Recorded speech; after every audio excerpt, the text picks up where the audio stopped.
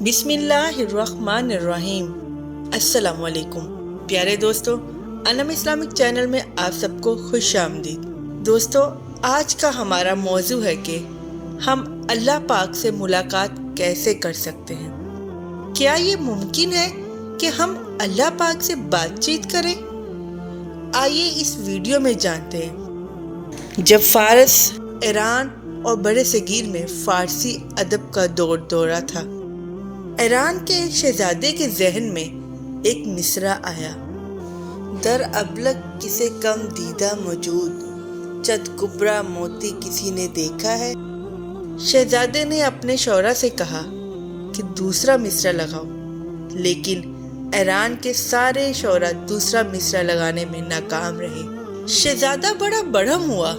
फिर इस मिसरे को बादशाह जहांगीर के दरबार में भेजा गया, जहां बड़े बाकमाल शौरा मौजूद हैं। आलमगीर ने अपने शौरा से कहा कि ईरान के शहजादे ने एक मिसरा भेजा है, उस पर मिसरा लगाओ।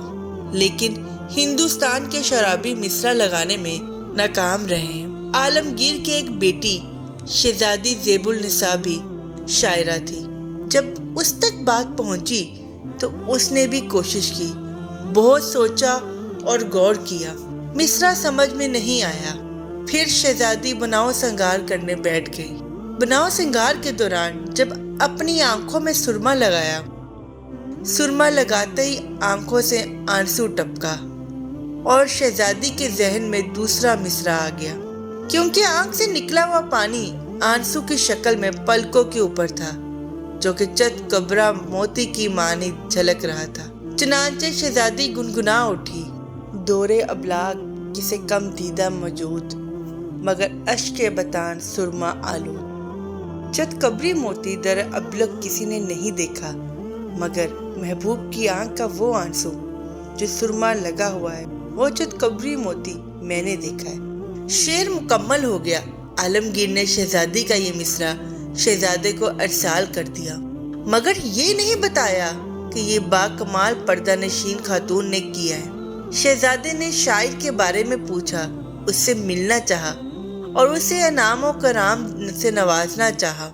इस दौर में मुसलमान अवामों, खवास और अमराज सबकी औरतें शरीयत की पाबंद थी और ज़ेबुल निसा भी शरीयत पर कारबंद थी और पर्दा नशीन खातून थी।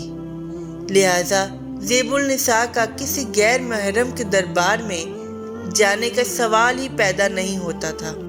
लेकिन शहजादे के मिलने की ख्वाहिश पर ज़ेबुल निसा ने ये शेर लिखे, यानी मैं अपने कलाम में इस तरह पोशीदा हूँ जिस तरह फूल की खुशबू उसकी पंखुड़ियों में पोशीदा होती है।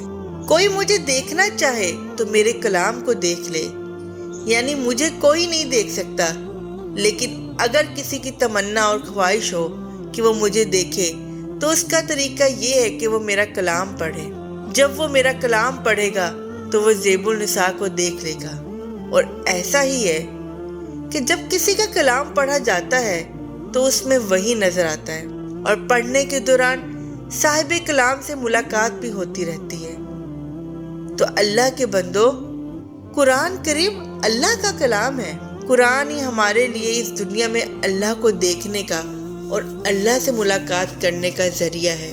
हजरत अली रजी अल्लाह ताला अन्हु फरमाते हैं, जब मैं चाहूँ कि मैं अल्लाह पाक से कलाम करूँ तो मैं नमाज पढ़ता हूँ, और जब मैं चाहूँ कि अल्लाह पाक मुझसे कलाम करे तो मैं कुरान पढ़ता हूँ।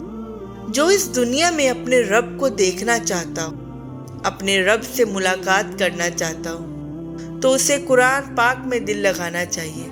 कुरान पाक को समझ कर पढ़ना चाहिए। कुरान पाक में गौर व फिक्र करना चाहिए। अलहम्द से वन्नास तक पढ़ना चाहिए और अपने रब से मुलाकात करनी चाहिए, और रब से मुलाकात की तैयारी की जाए।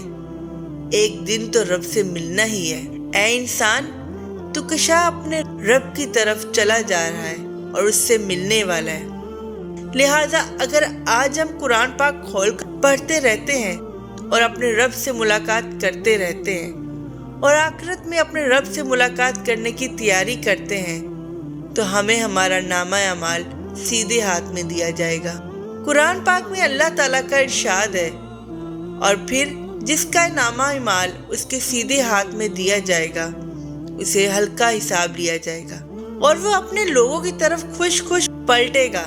وہ شخص جس کا نامہ اعمال اس کی پیٹھ کے پیچھے دیا جائے گا تو وہ موت کو پکارے گا اور بھڑکتی ہوئی آگ میں جا پڑے گا۔ وہ اپنے گھر والوں میں مگن تھا، اس نے سمجھا تھا کہ اسے کبھی پلٹنا نہیں ہے۔ پلٹنا کیسے نہ تھا؟